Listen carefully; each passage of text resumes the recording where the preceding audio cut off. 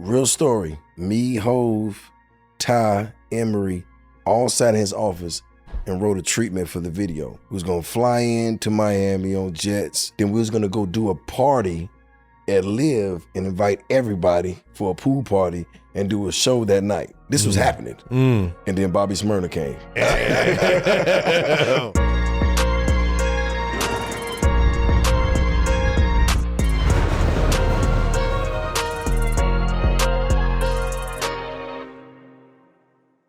Yo, peace. Welcome back to 7 p.m. in Brooklyn. I'm Carmelo Anthony here with my co-host. You know what it is? My name is Kazim Fumbled. You could call me Kaz. And this is a Wave original presented by FanDuel, the official sports betting partner of the NBA. Guys, I know we've had some great guests over the past several weeks. We always got great guests on 7 p.m. in Brooklyn. But fans of Melo, fans of his journey. Yeah. This specific artist is going to be so good. I can't wait for this conversation. Melo, do the honors. What we got? All right, so there's a Hall of Famers and there's cultural Hall of Famers. And our guest today checks both boxes. He's provided hits in multiple decades and collaborated with the true GOATs.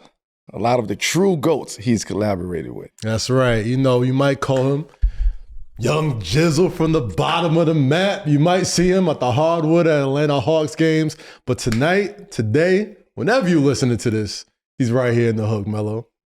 As we say, welcome to the hook.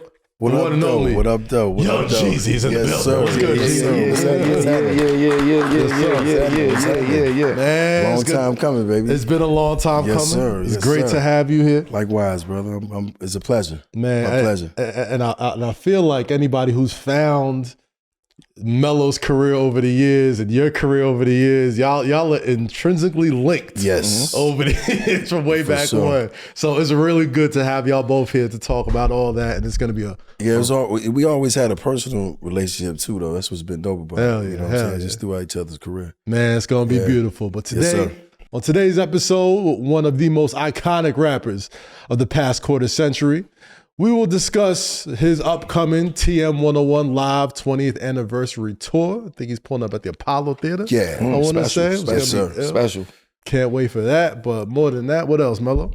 I mean, we gonna get into some amazing insights on collaborating with some of the stars that you've collaborated with in both entertainment and in sports, and along with some of our personal run-ins that we I love the way that's called a personal run-ins. Right. Hey, this is the real friendship, relationship. real friendship. Love to see it.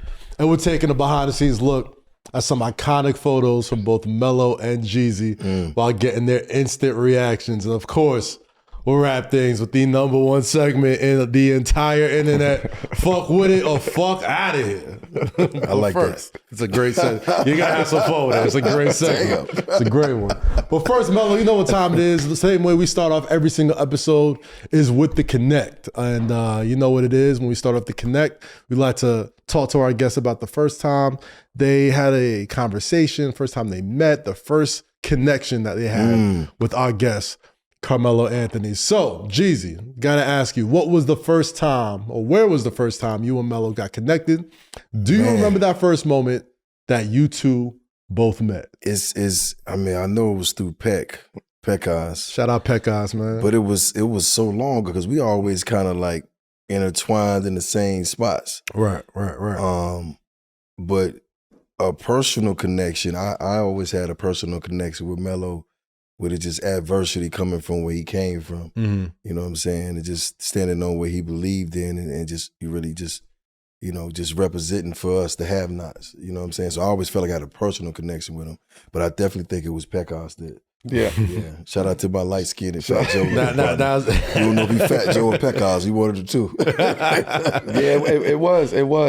It was Peck. Yeah. At the time, I think he knew how, like, we was trap or die. Right. You know, especially coming in B-more at that point in time. You know what I'm saying? Like, even friends of mine, like, was heavy Jeezy before I was. Right. And they used to be like, yo, man, I listen to John. Yeah, I listen to Jeezy. I'm like, man, who the fuck is Jeezy? Right. I listen to Jeezy.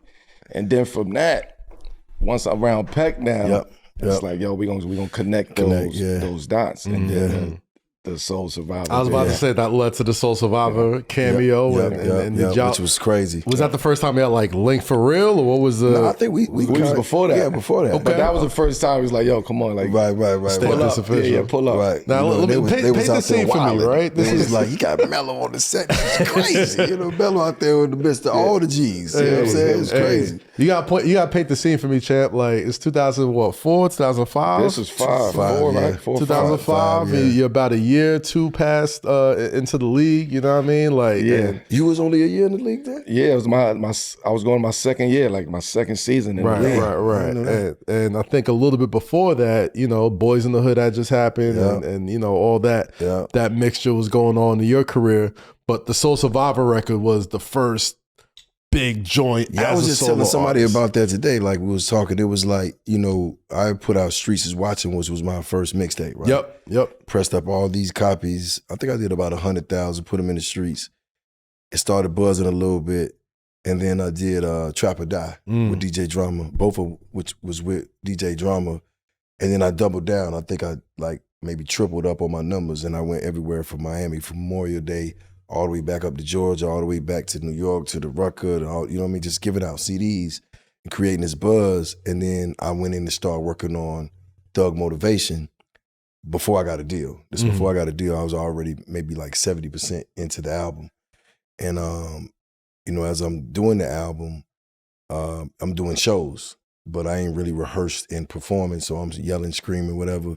And I had polyps on my vocal cords and actually tore my vocal cords. Okay. So I had to get a surgery, right? So I mixed 101 with a pad and a pen, telling the engineer to turn this up, turn this down. Oh, wow. You know what I'm saying? Because I couldn't talk. Right. Which now I got to save your vocal energy for the studio. Right. But in the midst of all that, I had just got the record deal. Okay. You know what I'm saying? Because now I'm pretty much done with the album. And I remember when Boo, Akon's brother, bought me the record. He bought me 6 songs on the CD, and I was working, and he brought the songs to Patchworks on the CD, and I started going through the beats, and the last song was Soul Survivor. And I started on it, and Shakir Stewart, rest in peace, walked in. He was the head of A&R at the time. He's like, yo, what's that? And we was doing the record, and then we was going to the club afterwards. So I only did one verse. We went to the club, had a great time, popped some bottles, came back.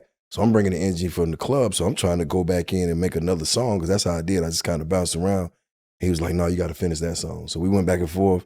I was like, all right, cool. So I just went in and did another verse quick. I didn't think nothing of it. Put it back in the drive. He wanted a copy of it. I gave him a copy. And it wasn't until the album got leaked by an intern that I understood what Soul Survivor was on the album, because I wasn't going to put it on there because I thought it was too big for the album. I was going to save it for the inspiration. Right. That was my first, for the second album. Right. You know what I'm saying? 'Cause I was like, yo, ain't no way in hell I'm about to, because I had a good thing going. Like people were like rocking with the street records. And I was just concerned that if I went that far that fast, that I was going to lose my base that I really didn't have yet. So it was really the streets and the bootleggers and the people that picked Soul Survivor. Yeah. Because by the time, you know, I started back talking, I was talking to the record label, they was like, you can shoot whatever you want, but we shooting Soul Survivor. So that's how I got to Brooklyn, by the way. Okay. So I came to Brooklyn and did Soul Survivor video in Brooklyn. Everybody out there, Melo, Hove, Jim Jones, Benny Siegel, Cameron. I mean, it was a whole, it was crazy, bro. Yeah. You know what I'm saying? And everybody was just celebrating it, but I didn't understand then what I understand now. Right. The song was for me 20 years ago, but I just wrote it. It represents me now. Yeah. You know what I'm saying? When I listen to it now, I'm like, oh shit, like this is real. Yeah. Because I didn't, you know, Soul Survivor, you just thinking song titles. You're not thinking what it really means. You know what I'm saying? And now I even when I'm, you know, I'm doing this tour and I'm performing it, you know, it's taking me back. You know what I mean? I'm having flashbacks and moments because I was against all odds and I stayed solid when most people would have folded. You know what I'm saying? And even now, when I look back and I listen to the words, they still resonate with me today even more. So I talked to Khan the other day, I was like, bro, like, I'm more proud of the record now than I was then when it was number one. You know what I'm saying? Because now I can feel it, like it's real. Yeah. You know what I'm saying? And when you say Thug Motivation and you say 101, like I believe that now because like I actually passed. Yeah, right. Like, there's a proof of concept. That's a growth mindset. I got a diploma. That's a growth mindset, though. Right. Yeah. To be able to go back and reflect. And still be able to tap in. Yeah. Because you don't know. What you dealing with. He said he didn't know the energy that he was, what that song even meant. Like, if you go back in time, New York, let's say culture, say hip hop, right? At that point in time, to be able to infiltrate New York, to be able to infiltrate Brooklyn, to be able to like create that energy in New York, and you're not even from New York. Yeah. And he don't even know what he's. He don't even know what he's. No, he don't even know what he's around. He don't even know what's going on. Had me in Washington Heights, and like it was wild. The idea of somebody coming in kind of blind to the fact of what he actually already had created from the streets, and then now for full circle the culture, hip hop to really embrace you like that. And it's also too, and I know you know that too. Like as far as your career, like. You didn't understand, like you were just doing what you had to do. Yeah, indeed. But you probably didn't even fathom the impact. Nah, you just go and do it. And the kids that you got in Georgia and Atlanta and the South, like loving just what you represented. Because not only was you a dope ass player, you was a dope ass person. Indeed. You know what I'm saying? And it's just like, I know even now you walk around, because a lot of people have played in the league, but you still walk around like, motherfuckers like, that's Melo. You know what I'm saying? Because you put it in perspective like that, and same as I, and it's just like, it's truly a blessing to do what you love, and then after the fact, still get the love as you continue to evolve and do other things because you stay true to yourself. And everybody can't do that. You know what I'm saying? And that's what I mean. Like there's special people that just have this special aura around them that they're able to project that people understand. Like you can't just put this person in the box. Right. They're bigger than that. You know what I'm saying? I think the reason why you two connect so well is because you speak the same language with different mediums, right? Like growing up, like if you graduated college or high school in 05, like these are your people right here, right? Like the Trap or Die album, like the Thug Motivation albums, and then Melo's rise at the same time, where it's like, yo, you know where he's coming from, but like this dude has taken over the entire league, and he has love from this part of the community, of the culture, right? So it's like, you know, and it's not that easy. Like people, you know, we so used to it now. Both of y'all set tables that I think is just, people are just so used to now. As far it's as the like, integrity too, though. Like it's just like, you know, you just integral about what you do, and you just handle everything gracefully. I mean, of course, we're gonna always go through things, of course, but you don't see us out here like spazzing out and crashing out. Just keep it play all the time, man. Like, man. You know, and we got good people around us, so we got a great advisor board. You know what I'm saying? We can have conversations and kind of, you know, just navigate through things without running, you know, to the public or, you know, just doing things that's out of character. Right. You know what I'm saying? And I think, you know, because it ain't all the time we won. Nah. You know, but we ain't come complain when we lost either. But I think why people gravitate to both of y'all even more than that is because I think you both broke barriers in y'all specific lanes by the way y'all did it, right? Like you're talking about, you held Soul Survivor for your second album because the mixtapes was doing so well. Right. At that point, we don't really, you know, we talk to each other, we're the same sort of age group, but like there's a whole generation that don't understand, like, yo, you had to go to a barbershop. You had to know somebody that had a pressed CD of a song to get these records in the first place. That was the first real test markets as far as, you know, how people was blowing up. So the way you cornered that mixtape market from trunk to street and then blowing up for that record Soul Survivor, that was bigger than anything you probably could have imagined at that point. 1000%. That changed the game for everybody who came after you. And the crazy thing, you say the bootleggers, so that's twofold. Now, when they was pressing up the mixtape, I had no problem with that. Right. Because I was giving it away for free. Right. The album. Not pressing up the album. They got us free album. Man, you know what I'm saying? Like, we was running up in there like, you know what I'm saying? Like, you know, like with the mask on, like, hey, you know what I mean? Give me all that. And we just couldn't move fast enough. Right. I literally, I remember one time we was staking out this one place in the West End, and I'm like, I'm telling you, this is a bootleg, and they're like, and it looks like a just imagine a little store and it got like, and this is how I knew it was some bullshit. It was like 4 t-shirts on the rack, like 1 t-shirt here, 1 t-shirt, but this is for sale. And we sitting in there and we like, damn, man, this gotta be a bootlegger because my man said they selling the CD there. Yeah. So we sit out there like 25 minutes, me and Slick Puller. And then all of a sudden we see one of the t-shirts move and then this door open. He said, I told you. We ran up in there. It was like, yo, you know what I'm saying, making him get his CDs back. And I just remember telling him like, bro, we're not gonna be able to stop this. Yeah. But when you said bootlegger, I have to shout out to all the bootleggers because they broke the album. Yeah. They broke the singles. And the hardest thing that I was up against was that I got a record deal now. And I got other people telling me what I should put out first. Right. And that scared the shit out of me. Right. Because everything I had done up until that point was what I knew to be true. And now I got a room of people telling me what they think is best for me. And that mixtape that album being leaked because I'm quite sure he was trying to diminish the momentum I had. The producer that didn't make the album and how we knew he leaked it because one of his beats was the first beat on the bootleg. And that's how we found that out. Do you mind me asking which song it was or which producer? No, it was just I already paid that lawsuit. You Okay.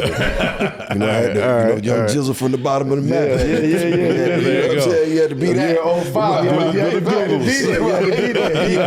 He had to meet that guy. You know what I'm saying? And but it really put me in a position where like the stress was relieved. Now, was I stressed out because the project was out? Absolutely. But when it all came back around, I just remember telling myself, like, you didn't have to make that decision. You know what I'm saying? They made it for you, which was what I was accustomed to. Because I don't know, how many artists you guys have had on the platform and how, when it's time for them to pick records, how of a process that is. You know what I'm saying? Because you can miss. You know what I'm saying? Like you can really miss and fall on your face. And the last thing you want is a room full of people telling you what they think is best. And you go your route and then miss. And then they like, look, we just tried to tell you. Right. You know what I'm saying? Or you're right. You know, and I've been right and I've been wrong. You know what I'm saying? They stop answering the phone when you're wrong. You know what I'm saying? Like, but when you're right, everybody's like, you're a genius. And the data was probably a little bit more primitive back then too, right? Now you could just be like, oh, this is getting all the streams. Boom, you can see the data.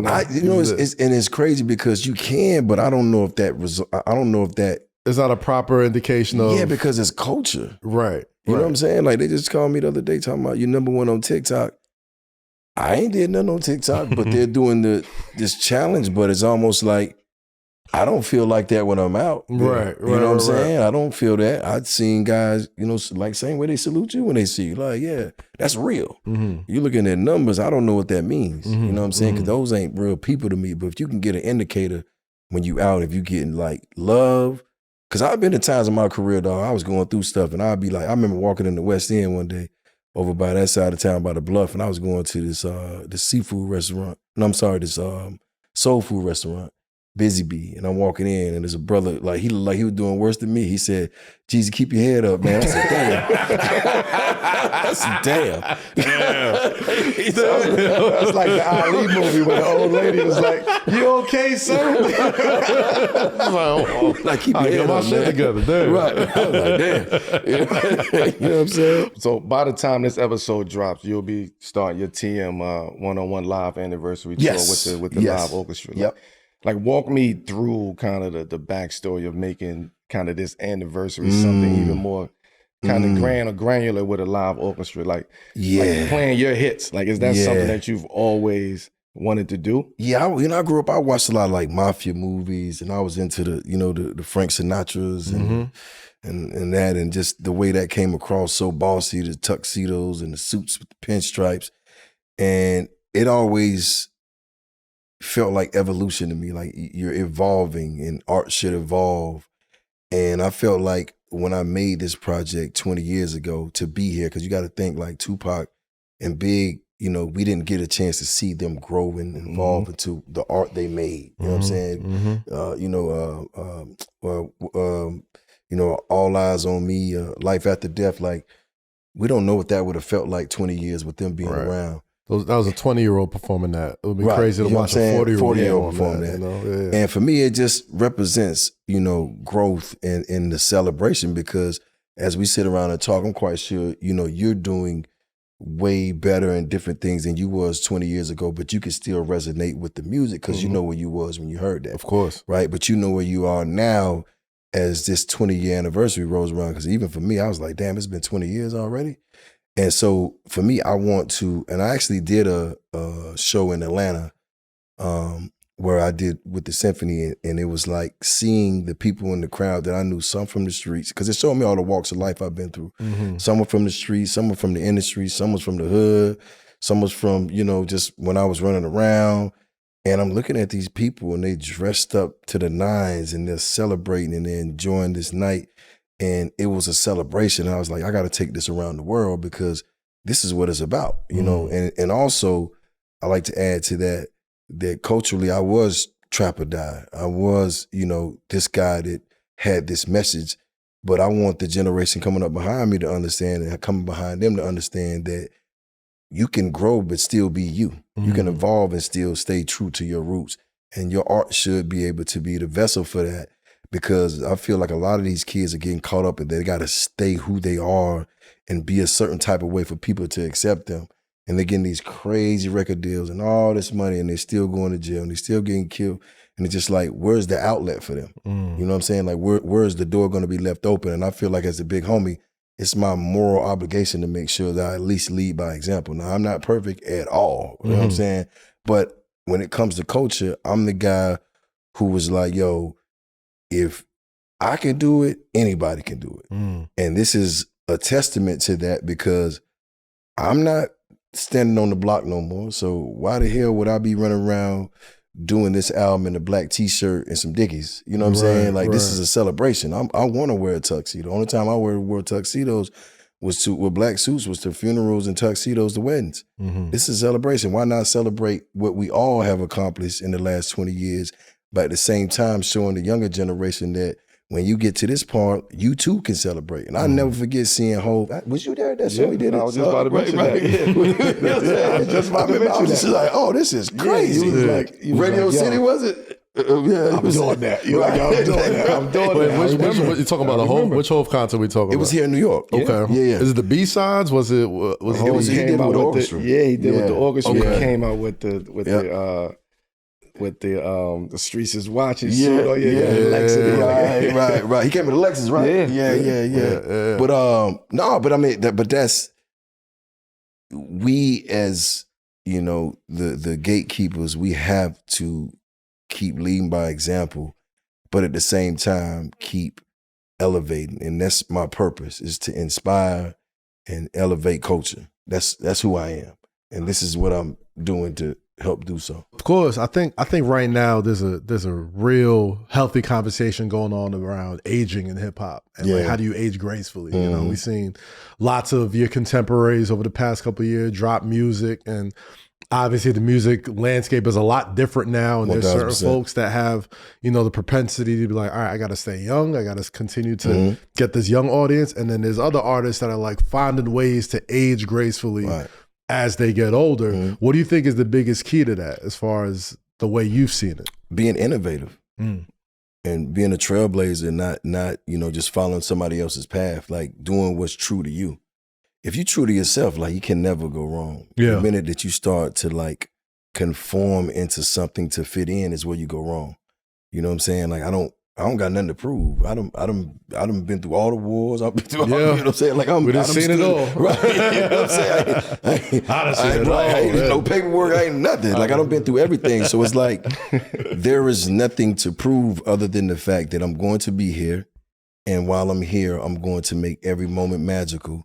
And I'm going to make sure that I press the envelope every time I get a chance. And I don't have to be, you know, I'm in this world, but I'm not of it. You know what I'm saying? Like, I don't have, like, it doesn't dictate how my life is. Like, my life is peaceful. Right. Like, I live, you know what I'm saying? Like, I do what I always wanted to do to live, because I don't have to conform to, if I don't do this, people not gonna like me no more. Or if I don't stay in it, that I'm gonna lose, you know, credibility. It's like, how? You know, the conversation is the conversation. It's still the same, you know what I'm saying? But, you know, when I hear it all the time, they the new Jeezy, I'm like, yeah, let's see.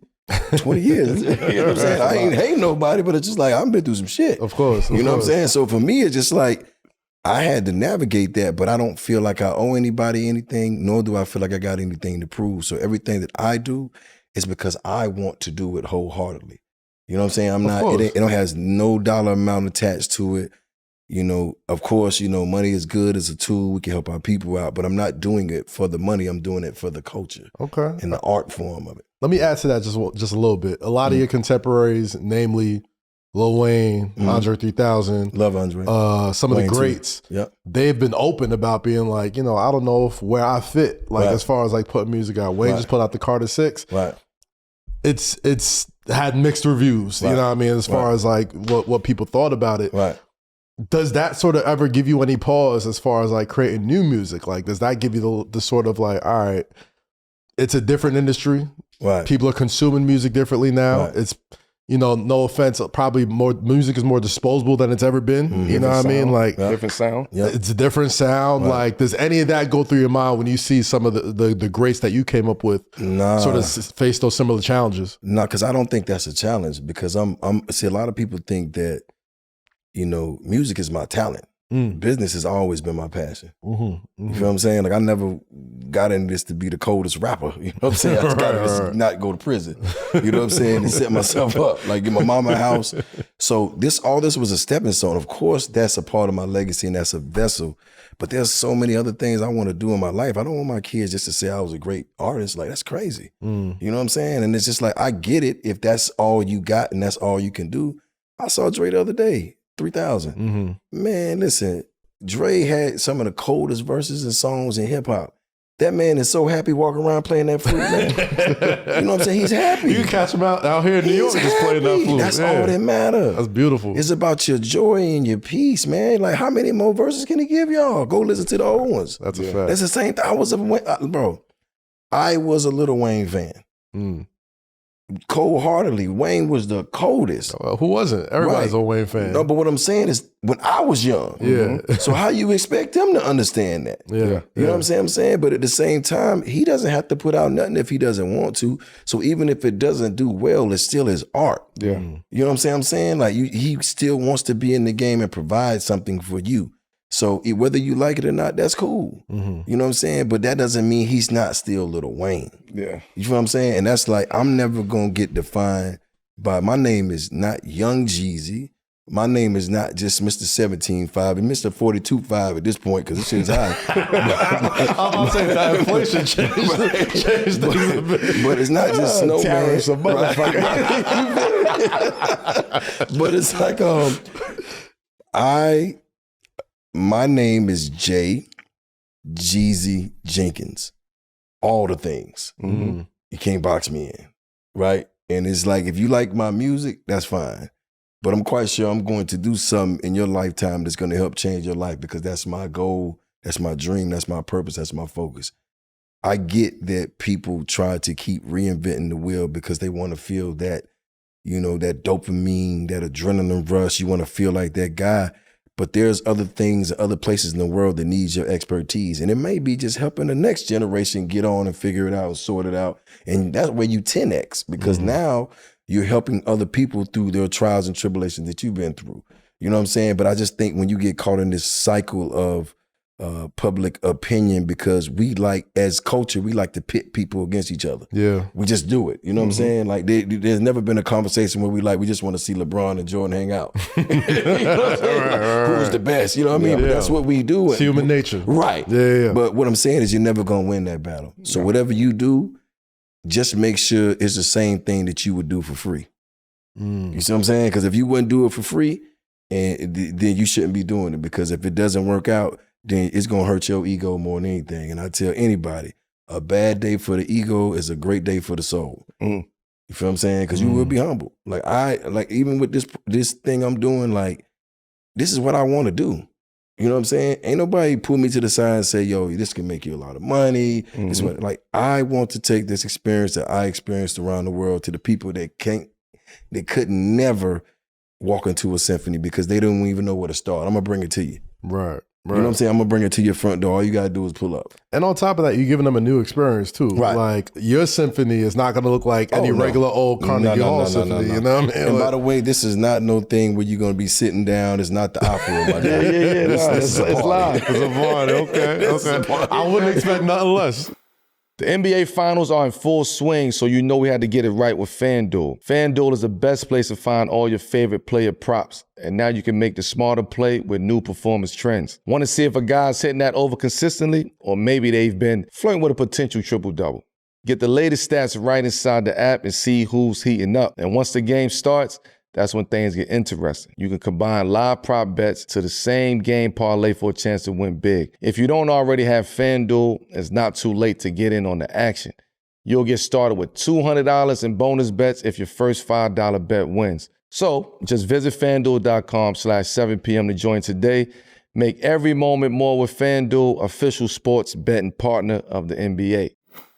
Have you ever had your people send you some funds, but it takes days to process? Those days are over thanks to Cash App. Cash App is a safe, easy, and fast way to send, receive, and transfer money to family and friends. It's super easy to get started. Just enter your phone or email with some other basic info, and you're ready to go. You don't even have to include your bank account. Cash App is secure and safe. If you're about to send money to a sketchy account, a scam warning will pop up. So you can rest easy knowing Cash App has your back. Going out for lunch with some friends and you want to split the bill? No need to throw 3 cards on the table. Just send the money through Cash App. I love using it because it's so easy and it just makes life way less stressful. I gotta ask though, what's the least amount of money you've ever requested someone to pay you back on Cash App? So I definitely had somebody buy me a chicken sandwich, and I requested like the $4.67 that chicken sandwich cost.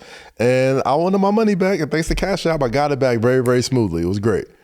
So with that being said, for a limited time only, new Cash App users can use our exclusive code to earn some additional cash. I mean, for real, that's no catch. Just download Cash App and sign up. Use our exclusive referral code 7PM in BK.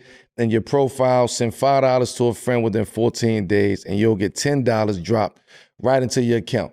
Terms apply. That's money. That's Cash App. 20 years later, right? Think about that, though. Like, your entry point to some people was that verse on We Them Boys. Oh, yeah. Like that was like the Jeezy. Okay, he's here. Like, do you feel as a competitor, I'm gonna talk to you as a competitor now, do you feel like that was the greatest debut verse? I think that was the first time, and I just want to paint the scenery for you. Yeah, please, because that's arguably the greatest debut verse. So I'm gonna paint a picture for you. So statute of limitation is good. Yeah, we good. Past 20. I couldn't pass 20. We'll put that out there. 20, too old. This is the scene. God rest her soul. Kim Porter and Ebony Electric give me a call. And they said, come to the studio. And I go over to the studio, shout out to Block. And shout out to Block. Yep, I'm a Block Entertainment. I'm a street guy. Jazzy Faye too. I'm a street guy. I'm getting a little buzz. I'm spending my own money. I got Streets is watching out. Trap or Die ain't even out yet. And I go in this studio session, and it's 3 of the coldest guys I ever seen. Like, they was writers. They were artists. And I'm just leaving. I'm smelling like a whole thing. You know what I'm saying? Probably got in the truck. You know what I'm saying? Right. I pull up in a Ferrari. You know, I got all the accolades, but I'm not where they are, you know, as musically. artists. Yeah. You know what I'm saying? It's like somebody trying to get with you on a basketball court. It's just like, shit, you know, you've been doing this. So for me, it was just like, that was the most pressure I ever been under like that. You know what I'm saying? Because it was almost like, damn, they like when I was writing in my sessions, it was just me and my people. I'm that guy. You know what I'm saying? Like, you know, people helping me with bars, but it's like, he the guy. You know what I mean? So now I'm in the room. I don't got nobody with me because I just pulled up on them because I trusted them. I don't got my engineer because I had a very unique style of recording because it was easy for me to break up my words and my sentences so I can fill in the gaps with my ad libs and do my whole little formula. Of course, yep. Now I ain't got my guy to do that. And now I'm under all this pressure. You got one of my favorite rappers there. Trick Daddy was in the building. You know, all these guys was there. You know what I'm saying? And I want to clarify something too. I didn't never tell everybody to get out of the studio. That don't even make sense. I ain't even cut like that. It sounds Is that a folktale at this point? That's crazy. You know what I'm saying? But like, whatever. But what happened was I was taking so long to write the verse because I wanted it to be good that people started to stray out of the room. Okay. And which made it more comfortable for me because when I was by myself, I was able to really focus. And I'm going to tell you, it happened 2 times. It happened this time, and it happened when I wrote Love in the Club. Wow. Because it was the same pressure. It's for Usher, Polos, and everybody. I mean, it's crazy. You know what I mean? A room full of people. And it happened when I wrote, I don't know if y'all know, but I dropped the ball on that one. And when I wrote my verse for Drunken Love for Beyonce. Oh, wow. Because I was on Drunken I didn't even know he was on Oh, that. yeah. You had a Hov called verse on me. that. He was like, I took you off the song, by the way, I'm on there. I was like, shit, I figured that. but anyway, I was under so much pressure. My fault. Is there a Drunken Love version floating out there? It's somebody's drive. Somewhere? Okay. It's somebody's drive. Somebody gonna hit us in the chat with that Tell B link. we need to put that out. You know what I'm saying? Some vintage. But I really wanted to go hard, and I just had to figure out a way to come on this record so real, because that's the only thing I had in my toolbox that I know nobody else had. I was living it as we speak. Like everything I said in that verse probably happened 45 minutes before I got in the room. You know what I'm saying? So I just went and spoke my truth. And I never forget, I'm riding down 285 one day and I hear the verse on the radio. And in my mind, I'm like, oh, they about to, first of all, I heard the song. I'm just going crazy because it's like, I'm on the song. And I'm like, they about to bleep all this shit out. And they didn't bleep anything. But the streets was going crazy because if you really think about it, this is the first time you ever hearing somebody talk like this on the radio. Yep. And it's so street and it's so in code, they can't detect it. They don't even know what I'm saying. So they played the whole verse. And I thought that was the most clever thing about it because I'm getting it off and the streets are going crazy. So to answer your question, absolutely one of the hardest verses because I think that was the verse that opened up the door for people to be able to speak how they speak on the radio now. Because if you remember back then, they would bleep anything out that sounded like anything. And when people realized that you can speak in code and get away with it, it was like the floodgates open. Yeah, I think that's why we had that. I wanted to ask you that question. Yeah. Because it was a period. That changed a lot of shit in the game right there. Yeah, there was a lot of, for me. There was a lot of bluntness when you would hear it talked about before, but the way you would rap about it. But that was what was in my wheelhouse because I was with such great writers that I knew my only win was to talk directly to my people. You know what I'm saying? Like this is not a time for me to try to be a lyricist. You know what I'm saying? This is time to like talk directly to them because they're gonna advocate for me. They're gonna be like, yo, he talking that. You know, you tell somebody if it's taking too long to lock up, bring it back. Right. You know what I'm saying? Give me about an hour. Come on, man. That makes sense. Yeah, was that the genesis? That verse, that hit different though, Chad. Like, only because of my experience. Of course, it was very parallel of like storytelling. Right. So when you heard that, as an athlete, as a basketball player, coming from where I came from. It was certain people who resonated to us. Right. And they became our soundtrack to games and working out and training where you only listen to certain people, right? Some other niggas might be nice and make good music, but it was only a couple people who really resonated with me, right? So if you go back, you ask somebody, who's fucking Melo listen to all the time? They're going to give you the same 4 or 5 people because they know that music has always been a backdrop, right? So though Jeezy back then was always a backdrop to anything that I've done. It was a couple artists that was backdrops, and you only heard that in the locker room, on the bus, headphones. You know what I mean? Because it was a song that you could relate to in every different fashion, and the way that I was moving at that point in time, I needed that, and that was like. Right. You know, it was almost like an energy battery in the back. I needed it, but I didn't need it. I mean, here's the thing. I mean, at the same time, I don't want to dive too deep into the connection. No, man, we but it is what it is, right? Like you said it. you're making me, my superpower is I'm going to speak to the people I need to speak to. Like, Indeed. that's almost the genesis of Thug Motivation there. And what it was is like I said, Tupac was my therapist before I knew I needed a therapist. But he spoke directly to me. And what I mean by speaking directly to my people, that's people who want to overachieve. That's people who have adversity. That's somebody who has to overcome something, no matter what it is. I mean, if Michael Phelps would tell you that he was winning gold medals listening to it. It's a fact. They just tell you where it's at. You know, Jay Bellis still tweets every day. Shout out to Jay. He still tweets every morning Jeezy lyrics. You know what I'm saying? Because it represents that if you understand it. So I think the parallel between that and being an athlete and being an overachiever and being somebody who's every day of your life, you're up against something. Yeah. There's an opposition. You know what I'm saying? No matter what that is, you have to overcome because this is who you are. Right. So it's tribal music for champions. Yeah, That's it what was a soulful. vibration. It was very Yeah. soulful trap music. Like, Yeah.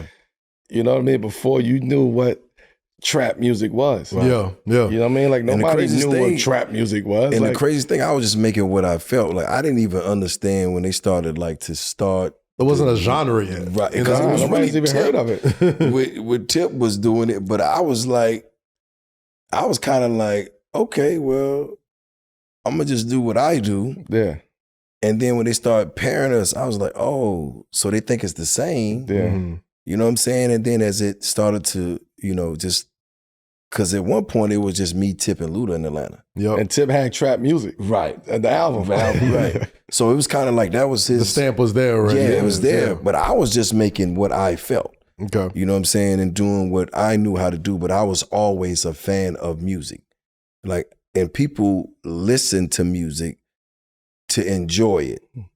I learned from music. Music to me is like how podcasts are for people now. I would religiously listen over and over and over and try to get the gems and the notes and okay, what do I do then? And that's how I was really handling my business because I was taking it to heart. When Pac was saying stuff, I was listening, okay. Yeah, and that's why I say now it's different because with the message of the music, they keep moving the goalposts because everybody think they got their definition of what's real now, and they're just I don't know about that because I'm not listening to everybody. Right. You know what I'm saying? I'm listening to people that I respect, but I'm not listening to what everybody claims is how you, just handle your moral compass because everybody ain't solid. You know what I'm saying? Everybody ain't real, and that's okay. You know what I'm saying? But that don't mean I need to listen to everybody and be a diehard, a fan or advocate of what they say. Well, I think that's how you become a diehard, though, because the way you said it is I'm not just listening to music. I'm decoding gems. I'm trying to get life stories and apply it to my own, where some people could passively just be like, all right, nod your head to it and just keep it pushing. I think that's why you created such a strong connection with your fan base because I've always been a big believer that the same way you listen to music is the same way you create it. For sure. You're going to make music for the people to come and pick up and decode because that's the way you have embraced it. And you're comfortable not having everybody. But why we can't just be, just appreciate it. Of course. To his point, it's always it's up the goalposts on everything. What do you want to hear? Right. Honestly, what do people want to hear? I'll be what honest. sound do they want to hear? What do people want to hear? I'll be honest. You know what it is? They don't even know. The way, he can't be saying the same shit that he was saying in 2005 today. But he's doing it in the way that he could though, because it's who he established himself to be. It's his foundation that he laid. Solid guy, been through it all. He done seen it all. He done collab with the greats. He done had the best verses on some of the biggest songs in hip hop history. Right, so now he's going through his journey 20 years later, reflecting back on that. So it sounds even crazier for him to step on that stage. Right, it's like the graduation. Right. Yeah, you know what I mean? And hip hop in but general. What do we want? Let's appreciate Wayne. Let's appreciate what the fuck he's doing. There's only two features I didn't do that I want though. Okay, who's? I always wanted a record with Tupac. Okay. And I always wanted a record with Maxwell, but I did one with Maxwell. I just got to find it. One day he just came by the studio randomly. It was Max crazy. got it. Max probably got it. And I wanted to do a record with Sade. Oh man, everybody wants a record. But you got a song there, Sade. Yeah, you got the song there. Yeah, song Sade. Yeah, that was and my you shot. talking to Pac. That's my shot. And you talking to Pac. Man, hey, Sade, Maxwell, if you out here, let's make it happen. Maxwell, open up the vault. First, I think he might got it though, because he called me one day. He was like, "So yeah, open up the vault, man." I was like, "So you know that song we got?" He's like, "Yeah, so you know." It's somewhere in there. It's somewhere in there. But you touched on it before, right? Like you said you didn't fancy yourself as a lyricist and not trying to be the best rapper, but you know, bar for bar, guest verse for guest verse. I mean, you have shared songs and outshined some of the greatest there has been, you know, from Ye, Hove, Rihanna, Wayne, Tip, everybody. Like you have always been a guy who steals the show. You know what I mean? If you got a guest verse on it. Fab. But the collabs that you have with Hove seem to always hit like very, very differently and special, you know, because I think you both have similar, I would say you both have similar ways of putting your music out through real situations, real experiences that people can relate to. What is it like being in the studio with him or having like sessions with him where you're sort of bouncing, I don't know, bouncing ideas off is the right word, but like everyone always has a Hove Rain Man story of him being in the room and seeing that process sort of come to life. What was it like for you when you were there? Well, the thing is, like, I've never been in the room with Hove. Only time I was in the room with Hove was when I wrote the Drunken Love verse, and that was a mistake. Really? He said, fuck that, Champ. Nah, Champ, no more, Champ. Say your shit in, Champ. That's never happened again. You know, B came in the room, she's like, you got something for this? You know, I'm going in. It sounded crazy. You know what I'm saying? It's like, this is her song, but I'm you trying watched to it go, happen. Right, I'm just trying to go hard. You know what I'm saying? He probably like, oh, nah, nigga. Like, we're not putting that out. You know what I'm saying? Yeah. But me and Hove, man, like, I'm gonna say this, man. When I was going through my stuff, Hove was the only person from the label to answer the phone. Hove was the only person that told me come out of his office and talk to me. Hove was the only person that reached out to me. We have a relationship that is not built on music. I think when we collab, we talk about life, we talk about, you know, we laugh about everything, you know what I'm saying? And it's just like, we just have this connection because we understand, you know, each other as far as like, where we come from, what's our trajectory, and then how we look at the rest of the world, because there's not a lot of people like us. You know what I'm saying? Especially when it comes to what we do. And, you know, even when Emery came home, like, it just all made sense to me, because this is somebody that I heard him talk about in high regards, and my conversations with Emery was like, oh shit, like, he's telling the truth. You know, and just seeing Ty and all these different guys that he really know, and me knowing what I know about them from what I know, and just understanding that. And I think when we collab, it's more so of two guys who really understand what the vision is, coming together and putting the best effort that we can to make something that's going to be amazing, right? And it's never like, it's always like, he can send, I've sent Jay records before. Like, he was doing Blueprint 3, he called me, he's like, yo, he's like, what you sitting on over there? And I was like, shit, what you want? And I said, yo, I got this record called Real As It Get. Shoot it right over to him. He called me, I love it. Change this part, change that part, gave him the song. I call Hove and be like, yo, you know, he called me about My President's Black. I didn't even hear the record.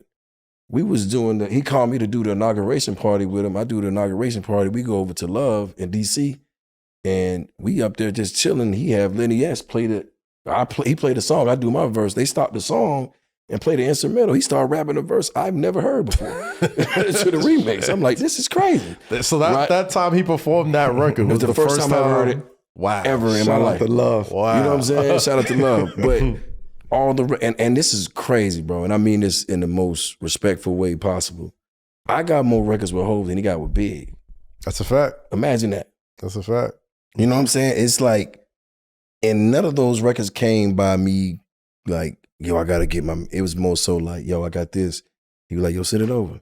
He'll send the fire emojis. I already know what that means. I ain't even calling him no more. You know what I'm saying? I'm gonna look up one day, it's gonna be on my Gmail. Yeah. But I think that we both understand that we have to speak for the have-nots and the people that are still going through the struggle, because we can relate to them. And we understand what it is they need to hear to be motivated and inspired to continue to do what they do. Right. And you got to think, like, I grew up listening to Hove. So when the joint you had with Foxy Brown back in the day and all that stuff, like, that was my soundtrack, you know, feeling it. And what was his first joint? Reasonable Doubts. All that stuff. Like, that was motivating me then. So even now when we connected and we was doing music together, I felt like we just tag team on motivating. Like, you know, he hit me up for the Every Day I'm Hustling remix. That was Hov. You know what I'm saying? Like, he would hit me for stuff. And then this is crazy. No, I never told nobody this. The reason why I went so hard and I brought up the Usher record was the Love in the Club, because I sat in that room and it was like 30 people in there. And I was on the floor with my shoes off. I mean, I was stressing. I was like, I gotta get this shit. Because the chatter was, they wanted Jay-Z on the song. Mm. And I'm like, I gotta get on. I need this shit. I'm not missing this opportunity. Not missing this shit. Yeah. And I put the verse down. Polo them went crazy. Shout out to Polo, man. I love Polo. Like, me and Polo don't talk much, but he's the realest. Yeah. Because the label was like, we gonna change this up. We gonna put this person on the song. Polo called me, he said, listen to the radio tomorrow at 3 o'clock. I said, what you gonna do? Don't worry about it. He leaked the record. That's what I'm saying. He put the record out in the world. You know what I'm saying? It was like the craziest shit ever. But I remember Jay called me. He was just laughing. He was like, I wasn't gonna do you like that, man. You good? I was just like, yo, I didn't know. And he called me after I did the video. He's like, yeah, you did good, man. He said you didn't get lost in it. You stayed yourself. I love that. And he said, by the way, I wasn't gonna do that to you. You know what I'm saying? Like, you know, I love you too much. That's a real friendship. Right. Because at first I was just like, yo, this is too much pressure. Yo, I love y'all and Hov's chemistry because y'all make some great autobiographical raps. Right. And I think Seen It All is probably like the best of them. You know what I mean? Because you could kind of see, if you follow both of y'all careers, that felt like a great last chapter. Like, I done seen it all. 20 Emery came home, like he's telling the whole story. It's like, and that record was, bro, first of all, shout out to Cardo. Mm-hmm. I got the beat from him, and he got this off a Chinese movie from like the 50s or something. All right, that opening sample. Bro, it took us the whole sample. Yeah, the whole joint. Okay. It took me almost a year and a half to find the people to clear it.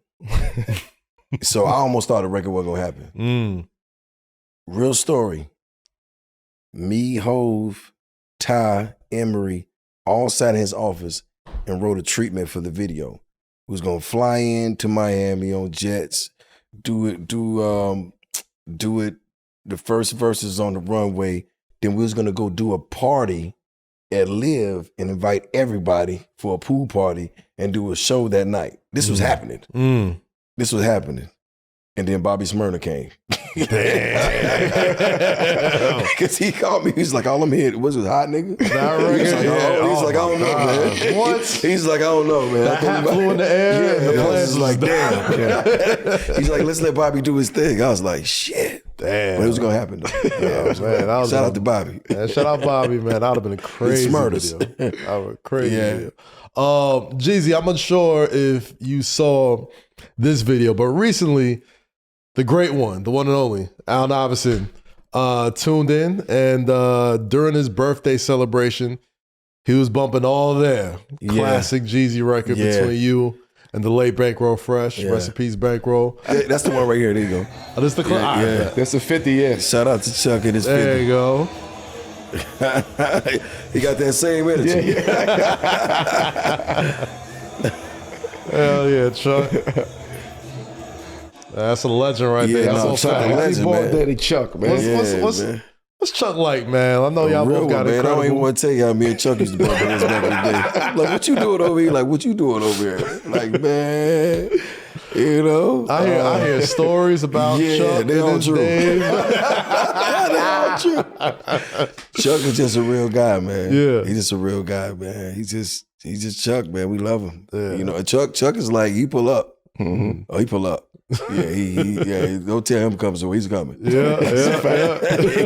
He's pulling up. You know what I'm saying? Shout out AI. No, I love him, man. He's a living legend, and it's just like his spirit and his energy is just you know, it's just a class act every time, bro. It's always love, and you know, just for somebody to be so great at what they do and just be so humble, the most humble. Yeah, it's just you know, I'm glad to see him living life and having fun and doing him, man. That's what it's about. Hell yeah. It's beautiful to watch him grow. And, you know what I mean? Grow into the adult, older adult, I would say. 50 years old, man. Right.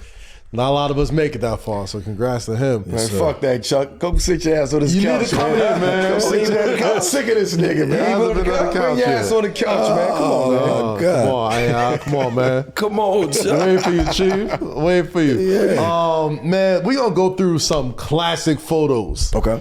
Through the years. I done seen it all. Explain this moment in time via some photos by a great staff on social. So I'm gonna go through a couple of these clips. Okay. You're gonna put them up and you're just gonna react to them. We want to jump it through a timeline right here. This on the white party. Here you go. He's supposed to be there. He's not supposed to be there. Oh my God. Yeah. Shout out Johnny Nunez, man, the legend.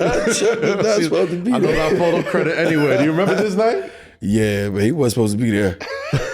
No. What is this at? 2005 BET Awards. Yeah. 2025 BET Awards was just yesterday, so to give you an idea of when we shot this. Yeah. But 20 years ago, man. Yeah. I was up in there. Now, that was a party, though. That wasn't the BET Awards. That was definitely a party he wasn't supposed to be at. I can tell by the long white tees. Y'all look lit. Oh, shit. Oh, my God. All right, let's get to another one. Melo, you remember this one right here? Let's check out this classic magazine cover. ESPN, magazine. I remember when this joint dropped. You and Hove. Wow. Damn. Young Melo. Damn. That was fresh out. Damn. You had to be, what, 19, 20 here? That was fresh out right there. I remember it was like, it was Nas and Hove. Mm. And I think Nas at the time backed out. This is what I was told. When they handed you. Is this after they made up already? After I don't know the time frame. This is 03 though. This is 03. Right. I think it had to be around the I Declare War era. But you know how they give you names. Hey, you want to do a cover? We got the cover with you, man. You got to pick an artist, and it's like, man, I don't know, man. Somebody, whatever one, y'all pick it.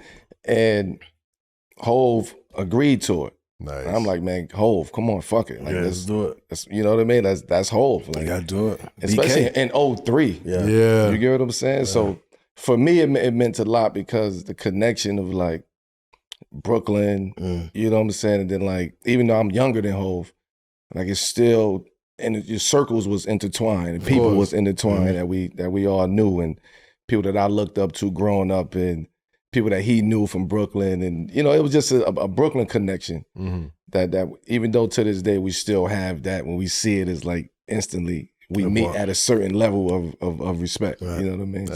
But yeah, that magazine for me was like, all right, I'm here. Like this is. That was one of the coldest magazine covers. That was one of my first covers. Yeah, that was super cold. I remember that with the ice and the new Nuggets jerseys was just coming out too. Like that was. Yeah, I had the Hove cover. Yeah, Nelly was my first cover ever. Okay, for Vocal. Oh, shout out Vocal. Shout out Vocal. Nelly was the first person that put me in the. He like, fuck it, come on, I'm giving you your shot. Yeah, he was diamond then, though, wasn't he? Yeah. This was Nelly at that point in time. And Pimp Juice and Nuts, nigga. That's crazy. Only one's moving units, baby. Still true to this day. Jeezy, we got a flick of you. With the field pass. Yeah, man. That's young Cam, man. You ever see him with the pads on home like a transformer, dog? It's crazy. Is that Future next to you? Yeah, that's Future, right? Yeah, that was. My eyes not that they great. was playing. I forget what he was playing. This is MVP season, Cam. I remember this vividly. If they would have won this game, they would have went to the Super Bowl. Yeah, I remember. This is what the NFC. This is the A right here. Yeah, so we went down to support him, man. Went on the field and hung out with him. You know, it was dope, but you know, because Cam is my guy. Like we go way back. We real Atlanta right here. Yeah, we used to really hang out a lot. So to even see him get that close, we was proud of him, man. And it was a great day, man. Other than, I would say would have won, but other than that, it was a great game. That's an epic picture, though. Yeah, man. That's like that's on every single barbershop in Atlanta. Those three right there. Right, it's crazy. Future, right. Jeezy, Cam. Right.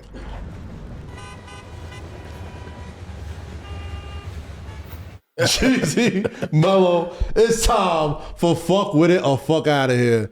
Jeezy, this is when we take some of the best viral moments from sports, pop culture, all that, and we ask if we fucking with it or we getting it the fuck out of here. All right, let's do it. First off, Timberland caused controversy earlier this month with the launch of an AI label called Stage Zero, featuring an AI artist named Tata. All right? Tata's the name. I fuck with name. Shout out Young Guru and Jermaine Dupri. They were on IG Live going back and forth, saying what they got to say. Fuck with it or fuck out of here. Jeezy, Timbaland, and an AI music label. What are your thoughts? I mean, this is interesting. Yeah, I can't. Yeah, it's interesting, man. I don't know much about it, but I'm like, it's too many kids out here. We need to get up out of the gutter and give them a chance. It's what my thoughts would be off the rip. You know, I don't know much about AI, so when we get there, I really don't. You know, I mean, I think what Guru was saying and what Timbaland was going back and forth about is obviously AI for all the benefits that it has as far as like menial tasks and all that type of stuff. Like at the end of the day, like it kind of taking away opportunities from real people to make a living. Who's saying this part? Music. I mean, Guru is saying all this. Jermaine Dupri also, and you know, it kind of takes the soul out of the music. A thing that I think you. Well, it's a story though. It's like what story is this AI artist gonna tell that you're gonna relate to? That's a good question. Right. You know what I mean? Like, I think, me personally, I think it sort of like lends itself to just the dumbing down and dehumanization of music anyway. If you put on the right BPHs, put on the right sound, you stream it enough times, like people get stuck in your head, whatever.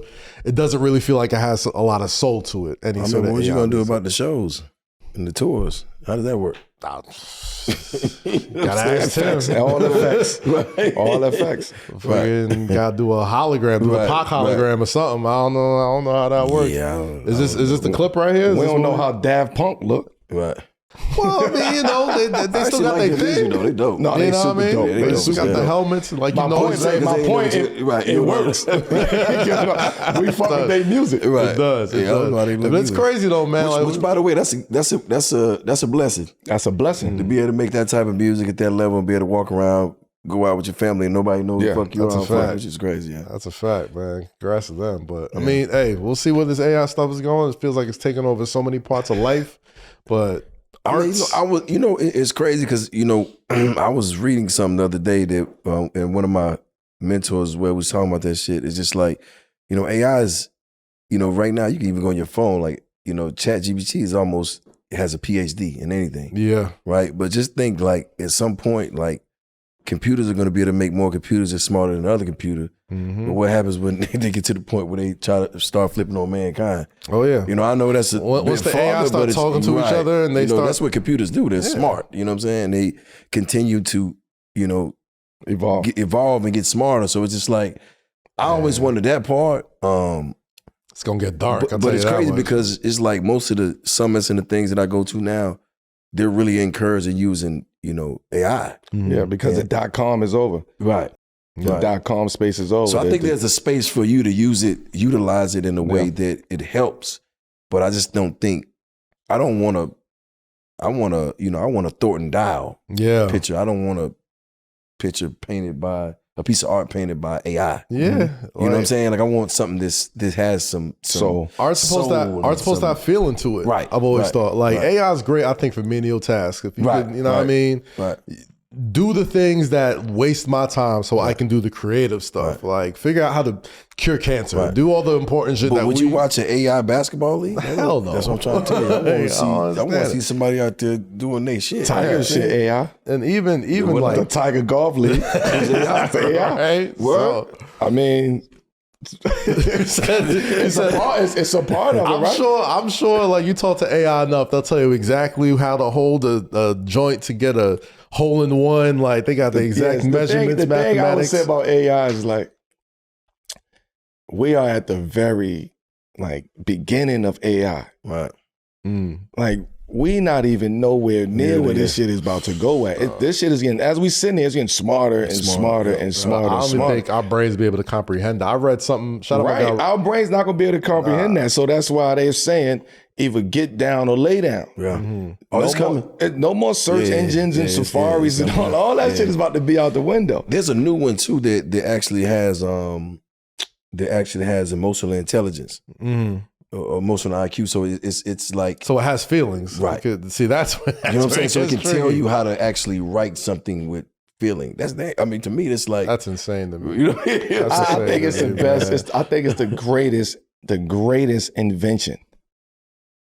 I think great as far as achievement. No, bro. For the human race? No, champ. The greatest. This is AI will be one of the greatest inventions ever invented. Ever invented. I believe that You can't stop it. Yeah, but it's over with. But I'm saying, like, when it comes to, like, you know, saving human lives and doing things that we can't do with precision as humans, I'm with for that. It's just the art. That's my thing. You know what I'm saying? But at least if you do some shit and it's your voice, you can be like, it wasn't me, it's AI. Yeah. But sometimes, on the flip side of that, you might want the AI to fuck with your verse if you ain't really to tighten your shit up. You get what I'm saying? Like some niggas who be thinking that they shit is official. They was accusing Drake of doing that. AI would make your shit A1. They was accusing Drake of doing that. They was accusing him of using the AI. Man, I'm sure there's a lot of niggas out there using AI. Yeah, I never even think to use AI to write no verse. That's crazy. You talk to ChatGPT, be like, yo, write a verse about Jay Jenkins, and they will give you a verse. Man, they have remixed. I don't know if it's good or not, but they give you a verse. TM 101 on ChatGPT. Let's tell them not to do that. I'm telling you. Don't decode that shit. It's gonna get dark. It's gonna get dark. Shout out to our 7 p.m. family, Fat Joe and Jadakiss. They discussed the rules of flying on their new podcast, Joe and Jada. Shout out to them, doing great work. Joe said that he never flies coach. Let's play that clip. It's a whole different atmosphere back there. I'm not telling you that. First class, I got no room to move. It's part of my prayers. Every day, God, please keep me in first class. I went coach until I was getting married. The one time I had to fly coach, I sat next to the hillbilly gyms, the Beverly Hillbilly. When I tell you these kids was climbing over my shoulder, some kid threw another kid a bag of potato chips, smacked me in my face. They were done. It's a different type of atmosphere back there. Hey, John, shit hit my head. Kids climbing over my shit. And let me tell you something. I also believe that, like the cheaper airlines, they pay for fucked up routes out there. They pay for the routes they got. Yeah, because they shit always like this. All right, what's the wackest level? 34,000 feet. It's cheaper, yes. They buy that route. And your shit be like this all the time. You get there safe, but your shit be like this. They got how come routes in the air? You pay. It's the air. Listen. What's the fuck with the fuck out of here? What's the question? I don't even know what it is. What's the question? Shit. Yo, that Fuck shit with is it or fuck I fuck with Joe for saying that. That's real, though. That is Okay, real. so That two is real. things. To remain in first class travel. So I've been to places where I'm trying to get back to my kids, and they only got this. I'm like, put me on that shit. I gotta go home. You know what I'm saying? Like I gotta do it. But the one time that I did it unwillingly was there was a kid on my flight, and I heard his mother talking to the captain or somebody in the beginning of the plane. Okay. And they was actually flying to where I was going, somewhere in the Carolinas, so he can do a procedure for his cancer. Oh wow. Okay. And when he walked on the plane, I heard him, and then he went back to the back, and I got up and I went back there. I said, "Hey man, you ever flew first class?" He was like, "Nah." I said, "Come on." So I take him up there, put him in my seat, you know, tell him to make sure he good, and I go back there and sit with his mom. Oh wow. And we fly to the joint. I end up taking him to the show, but my point of case is, my pride ain't too strong to do what I got to do, because I ain't always had it like that. You know what I'm saying? So if I'm the type of person, if I got to do something, I got to do it. You know what I'm saying? Like can I fly private? Absolutely. Right. But why would I do that? You know what I'm saying? If I got to get somewhere and there's a coach flight and I got to go. Now Vegas, that's different. That's a long flight. That's 6 hours? Right. I'm too claustrophobic for that. That one we got to talk about. Right. But I've been on it where I got to go. I just hop on a flight. I tell my team, look, just give me a window. Don't put me in the middle. I'm cool. I got to roll. Yeah. Now, mind you, I've been on there and people be like, damn, my boy. Shit good. Keep good. Keep your head up, Jesus. Same shit, yo. Keep your head up. Keep your head up. But I got to get home. You know what I'm saying? Because I like to be home before my kids wake up. You know what I'm saying? So if I got to do it, and it's like a last minute thing where I'm changing my flight, Because I can get back, I gotta do it. You know what I'm saying? You know, but I'm a 360er. But you know, if it don't work out, I gotta roll. But are you praying to stay in first class? Man, listen, bro. Like, come on, man. Well, I can't. Like, bro, I grew up in a single wide trailer that ain't big as these two rugs put together. There you go. I paid $3,500 for the house me and my mom grew up in. Well, the house me and my sister grew up in. The wind blew it down the street. It's had 10 around the side. You know what I'm saying? All this shit is a blessing for me. Just get me there. We're going to land at the same time. Yeah, I'm praying. I fuck with it because I'm praying. I'm 6 years old. I mean, that's different for you. I mean, fucking like that. I can't. Nah, man. I'm cool. I'm slapping legs. Hey, Crack, I feel you, Crack. You understand? I understand your pain. No, but When's the last time you even flown coach? I had the economy, the extra leg room though. Right. Okay, economy plus. Shit, I just wanted to hurry up and get away. I when the wanted to last get time back. I flew coach? Shit, when the last time I flew close? It's been a minute. Let me tell you something, man. Look, we work. Hey, And we do what we do. Listen, if I can get back to Atlanta, if I can get back to Atlanta tonight, and it was like telling me like I can get on this last flight, this the only one I gotta stay till tomorrow. Oh, we gonna do it. you doing coach? See that? Man, I'm gonna put that hood on. man. I'm jumping on the train. I'm gonna jump on the train. These are two, but really, I'm gonna tap the stewardess when I walk back there. So I'm gonna need 2 red wines back there in the bag ASAP. Stat. Yeah, because you gotta drink your sorrow back there, man. listen, man. I got first class dreams, but I got a coach hustle. All right, I like that. It's four like of the that. most accomplished people in the culture. Right. They gonna rise to first class. There's nothing wrong around the coach. No, Just get where you gotta get there's that nothing wrong saved. with first class either, though. Nothing wrong with first class No, there's either. nothing wrong with Yeah, let's change the perspective. Man, There's nothing wrong with first class. First time There's nothing wrong with coach either. There's nothing wrong with coach either. But there's nothing wrong with first class. All right. First time I flew first class, I'm like, I'm never going back there. This is a whole Get it different wrong though. world. It's been some times when I got back up there, I was like, God, thank God, boy, this is it. Because you just don't want to be bothered, dog. You sit beside somebody you like to talk. Oh my God. I can take a Crack, I feel you, Joe Crack. We work too hard for that. You know what I'm saying? Like we appreciate everything, but we work a lot. We work hard to be in this position. Hey, Yo, Craig is crazy. So I fuck with it, Crack. But man, Y'all with that, fuck with it too, though. with that being said, man, Jeezy, man, I just want to say we appreciate you, man. We've been trying to get you over here for a long time. Yeah, We've been in great. close and been in communication, but shout out to you and your team, man, for making this happen. Shout out to Ms. Naim and the Absolutely, team. we appreciate you. Congrats on the tour, by the way. Can't wait to check you out. Going down. Yes. Get your tickets now. Yep. If you ain't got them already, and I got some more things coming up very soon. So y'all stay locked. Melo, I need to see you at the Apollo, brother. Come on, baby. Come on. Either Baltimore, Come whatever on. you feel. Float to Harlem. I got something for you. Say less. Say less. Say less. I'm glad you said that. Yeah, we can start back playing spades. I used to come on Melo House to play spades. You know we got the symphony and B-more too, the Meyerhoff and all that. You know what I'm saying? Yeah. Wait, who wins more in spades? Like how much? What's the? All I can tell you is he's like, man, it's just a game. You know, There's never been a friendly game of spades played ever, dog. You're not gonna play aggressively. We got real spades beef out here in these streets. You know, I'm Atlanta, New York, got a lot of spades beef. A lot of spades beef. Those who know. Right. Oh man, the legendary Young Jeezy. Thank you so much. Baby. No, I appreciate y'all, man. This is 7 p.m. in Brooklyn, a Wave original presented by FanDuel. Guys, do not forget, subscribe to our YouTube and podcast channels. Like, rate, leave comments, go on the reviews. All that type of stuff helps, makes this show grow. You already know it. You love it. For the Hall of Famer Carmelo Anthony, yes, sir. For Jeezy, yes, my name is Kazim Fumbled. Catch y'all next time at The Hook. Have a good one. Peace out. Peace.